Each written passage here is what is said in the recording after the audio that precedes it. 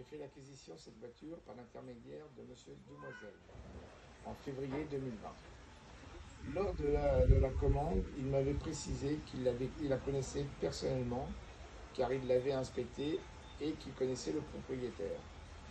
Qu'elle avait un avantage qu'elle était en couleur d'origine par rapport à la plaque du constructeur et qu'elle n'avait pas de problème mécanique malgré son grand âge.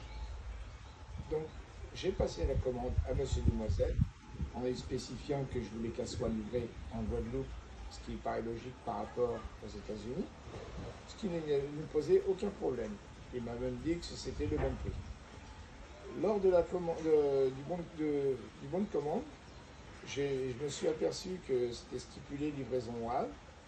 Avant de faire le virement, je lui ai envoyé un message il m'a précisé que c'était une erreur de frappe, mais que dans tous les cas, j'ai un mail qui confirme que la voiture devait bien être livrée à Pointe-à-Pitre pour ce prix-là.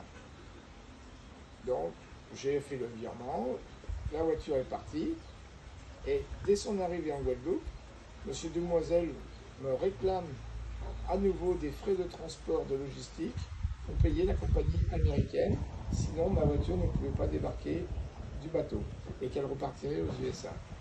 Donc de ce fait, j'étais obligé de régler à nouveau les frais de logistique et d'assurance à la compagnie maritime afin de pouvoir récupérer mon véhicule.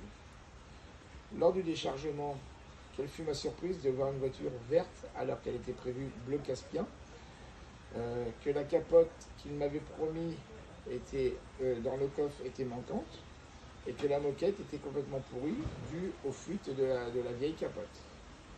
Donc malgré mes différentes relances, il a fallu que je reprendre la voiture, refaire les moquettes, changer la capote. Donc j'aimerais que M. Demoiselle puisse enfin admettre qu'il a fait une erreur et qu'il puisse me rembourser les différents frais que j'ai pu faire sur cette voiture. Merci.